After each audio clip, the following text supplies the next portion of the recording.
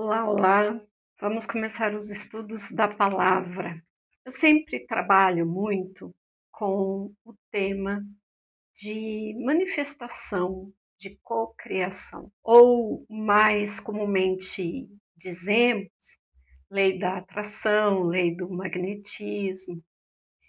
E existe muita incoerência, vamos dizer assim, e também criou-se uma resistência quando falamos sobre a manifestação de uma realidade. Devido a tantas linhas, devido a tanta popularização, acabou se perdendo efetivamente o contexto desta palavra, desta lei. E para que a gente não se perca, nessas confusões, eu vou trazer aqui reflexões que a gente possa utilizar. Tanto a lei do magnetismo, lei da atração ou manifestação, como você acha melhor para você, a partir de uma perspectiva cristã. Então, nós vamos nos basear em conceitos bíblicos que demonstram claramente como pensamento, sentimentos, palavra e ação estão diretamente conectadas e constituem a base para realmente fazermos a manifestação da nossa realidade. É muito mais do que técnicas, é muito mais do que palavras soltas ou repetição de frases. Vai muito além disso. E como eu me debrucei sobre os estudos da física quântica, da espiritualidade, do mentalismo, do positivismo, nós verificamos que há sim uma grande coerência. E a base para tudo isso nós encontramos, além da Bíblia, também nos estudos da filosofia na Grécia Antiga. Então eu vou fazer um alinhavo e vamos agora começar pela Bíblia. Aleatoriamente, eu abro a Bíblia e, dependendo do capítulo que vem trazendo o tema que eu proponho, que hoje será a palavra, a gente vai fazer uma leitura e eu vou desenvolver um pouco acima acerca desse versículo. E hoje nós caímos em Efésios. Vamos começar no capítulo 4. Quando Efésios, no capítulo 4, versículo 25, ele fala sobre o exercício das virtudes. Começa assim: por isso, renunciai à mentira. Ele já começa aqui dando um alerta para a gente. Renunciai à mentira. Então, se há uma prática de usar a mentira no cotidiano, de fazer uso constante da mentira, ele já alerta.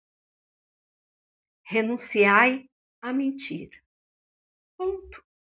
Qual é a parte principal aqui? Ponto. Não tem o que falar. Então, se você faz uso, reflita sobre isso e corte essa tendência viciante em contar mentiras. Por quê? Além de você se prejudicar, você prejudica também as outras pessoas.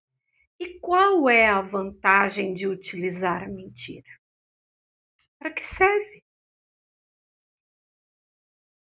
Ele continua: fale cada um a seu próximo a verdade, pois somos membros uns dos outros.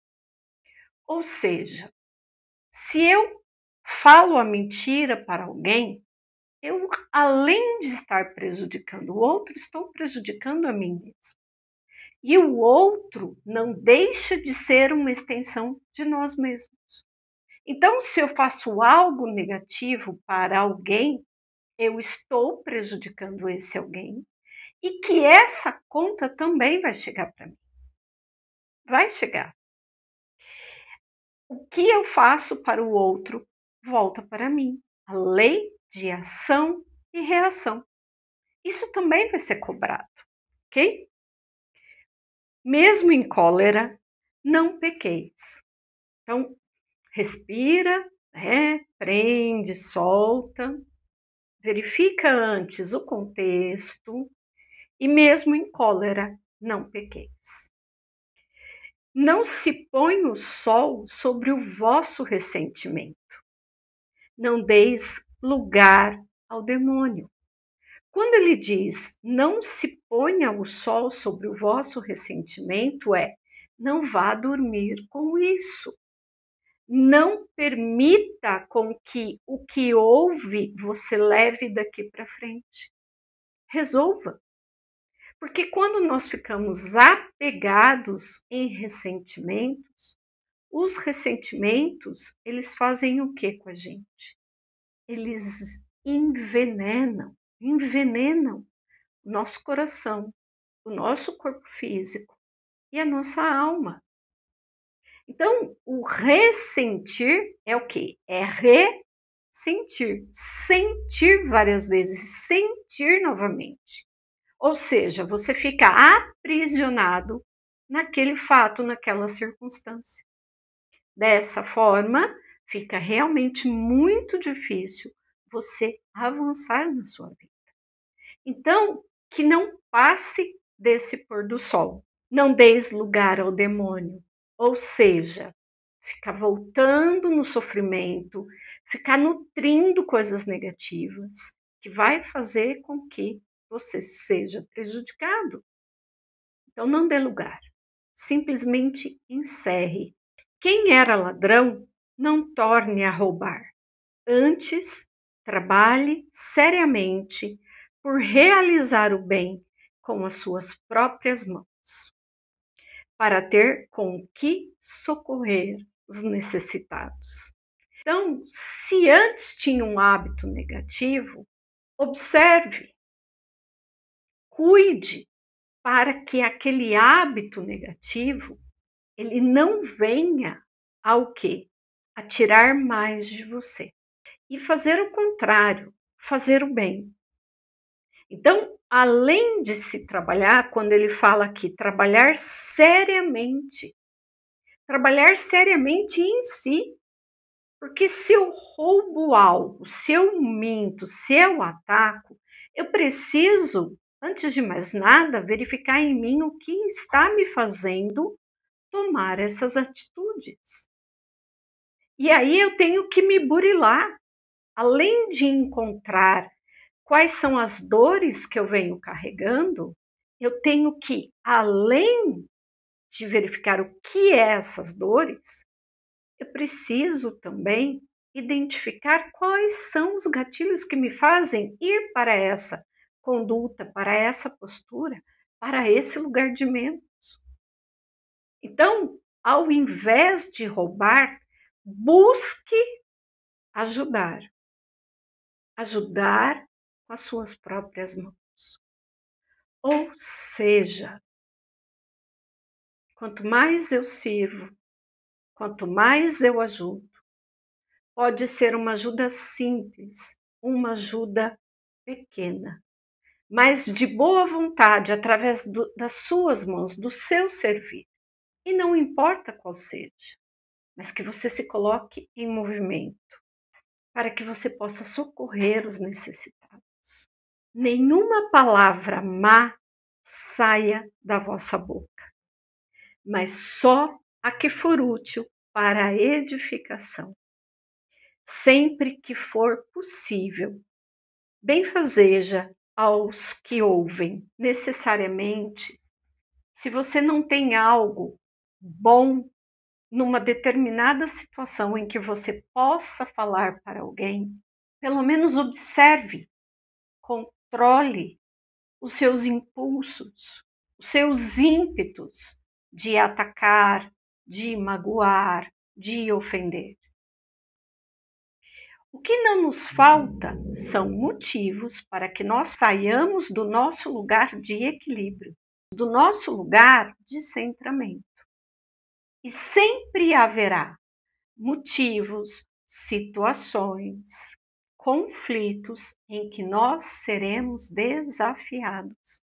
Mas ao invés de atacar, por que a gente então não para e não pensa? Quais são as nossas atitudes, quais são as nossas palavras com relação ao outro? E pode ser o filho, pode ser o marido, o colega de trabalho, o chefe. Existem formas de se falar. E como falar? Da mesma maneira que nós podemos ponderar o que falar, nós também podemos ponderar como falar. Eu não preciso atacar. Como ele diz aqui, nenhuma má palavra sai da sua boca. Porque a partir do momento em que a gente fala algo, essa palavra ela já foi manifestada, certo? Antes dessa palavra sair, ela já percorreu um circuito. Os pensamentos e o coração. Então, se eu ando reclamando demais, se eu ando amaldiçoando demais, o que há em meu coração? O que existe em meu coração que faz com que eu acredite somente no negativo? Que eu acredite somente na doença? O que há em mim? Eu estou fazendo por modelo de repetição ou porque realmente eu não tenho nada de bom, que eu duvido, em seu coração, para que você acredite e manifeste palavras boas? É bem melhor acreditarmos que é um costume, uma prática familiar ou até crenças. Por isso que nós somos o tempo todo orientados. Porque cada palavra nossa, ela é manifesta. Pode ser você dizendo para alguém, eu sou um desastre. Pronto, você vai ser um desastre. Quanto mais quando você profere algo em detrimento do outro. Imagina isso. Quais são as consequências de quando você traz más palavras sobre você, sobre qualquer circunstância e sobre as pessoas? Você está plasmando, você está concretizando aquilo. E nós somos os responsáveis por tudo aquilo que pensamos, sentimos e falamos. Uma boa reflexão para você.